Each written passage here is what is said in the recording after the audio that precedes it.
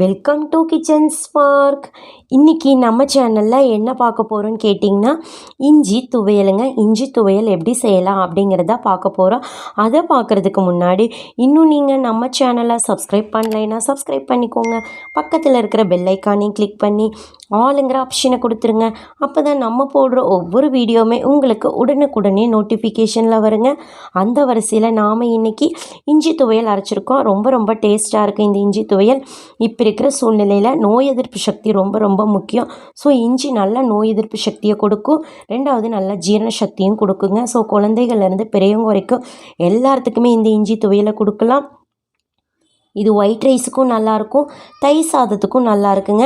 இந்த இஞ்சி துவையல் தான் நாம் இன்றைக்கி செய்ய போகிறோம். அது எப்படி செய்யலான்னு பார்க்கலாம் வாங்க. இந்த மாதிரி ஒரு கடாய் வச்சுருக்கோம். கடாய் நல்லா காஞ்சதுக்கப்புறம் நம்ம ஆயில் போட்டுக்கலாங்க. ஆயிலும் காயிட்டுங்க.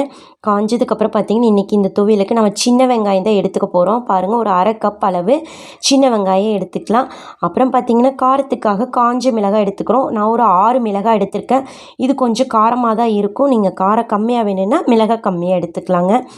அப்புறம் பார்த்திங்கன்னா ஒரு கொத்து கருவேப்பிலையெல்லாம் எடுத்துருக்கோம். அப்புறம் 1 டேபிள் ஸ்பூன் அளவு கடலப்பருப்பு எடுத்துக்கலாம். அப்புறம் 1 டேபிள் ஸ்பூன் அளவு உளுத்தப்பருப்பும் எடுத்துக்கலாங்க. பாருங்கள், எடுத்தாச்சு. லைட்டாக ஒரு வதக்கு மட்டும் வதக்கி விட்டுட்டு அதுக்கப்புறம் நம்ம இஞ்சி ஆட் பண்ணிக்கலாம் இதில். அப்புறம் கொஞ்சம் வதங்கட்டும். வதங்கினதுக்கப்புறம் பார்த்திங்கன்னா இஞ்சி பார்த்திங்கன்னா நான் பொடியாக ரொம்ப பொடியாகவே கட் பண்ணியிருக்கிறோம். அப்போ தான் மிக்சியில் நல்லா அரைபடும் உங்களுக்கு.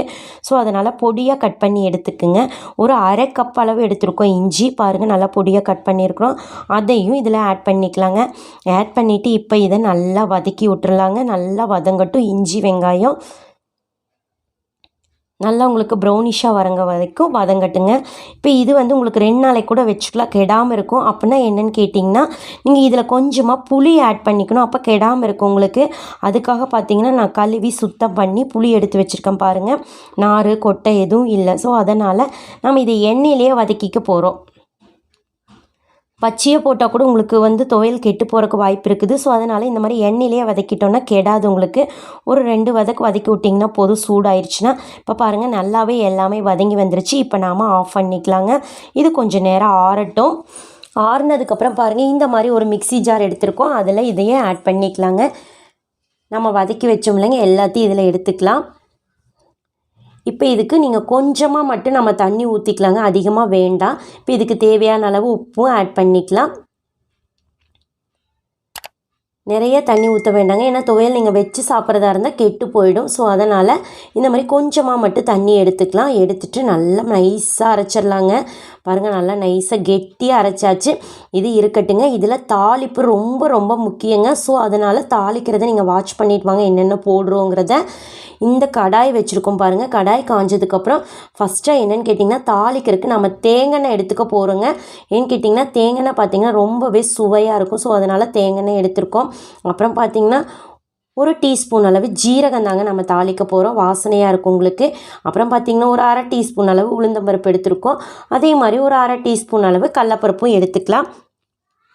இதில் ரொம்ப முக்கியம் பார்த்திங்கன்னா பூண்டுங்க. ரொம்ப குட்டியாக கட் பண்ணியிருக்கிறோம் பூண்டு. அதுவும் ஒரு 5-6 பல் எடுத்துருக்கோம். அப்புறம் ஒரு முழு காஞ்ச மிளகாய் எடுத்துக்கலாம். ஒரு கொத்து கருவேப்பிலை இலைங்க. இவ்வளோதான் நம்ம தாளிப்புக்கு எடுத்துருக்கோம். அடுப்பை லோ ஃப்ளேமில் வச்சு பாருங்கள், கொஞ்சமாக நல்லா வதக்கிடலாங்க. பூண்டு நல்லா வாசனையாக வதங்கும் உங்களுக்கு. இந்த துவையலில் இந்த தாளிப்பு சேர்த்துறப்ப இன்னும் கூட உங்களுக்கு டேஸ்ட்டு கொடுக்கும். ஸோ அதனால் இந்த தாளிப்பு எடுத்துருக்கோம். இப்போ பார்த்திங்கன்னா இதை நம்ம ஒரு சட்னியாக, அதாவது துவையலை ஒரு பவுலில் மாற்றி வச்சுருக்குறோம். அதுக்குள்ளே இந்த தாளிப்பை ஆட் பண்ணிக்கலாங்க. வாவ், பாருங்கள், நல்லா வாசனையாக சூப்பராக இருக்குது. நம்மளுக்கு துவையல் நல்லாவே ரெடி ஆயிடுச்சுங்க. ரொம்ப சிம்பிளாக நம்ம துவையல் செஞ்சுருக்கோம். ஆனால் இது ரொம்ப ஹெல்த்தியானதுங்க. நீங்கள் உங்கள் வீட்டில் குழந்தைங்க பெரியவங்களுக்கு எல்லாத்துக்கும் இந்த மாதிரி செஞ்சு கொடுங்க. ரொம்பவே டேஸ்ட்டாக இருக்கும். உங்களுக்கு இந்த வீடியோ பிடிச்சிருந்ததுன்னா உங்கள் ஃப்ரெண்ட்ஸுக்கெல்லாம் ஷேர் பண்ணுங்கள், லைக் பண்ணுங்கள். மறக்காமல் கிச்சன்ஸ்பார்க் சேனலுக்கும் சப்ஸ்கிரைப் பண்ணுங்கள். தேங்க்ஸ் ஃபார் வாட்சிங்.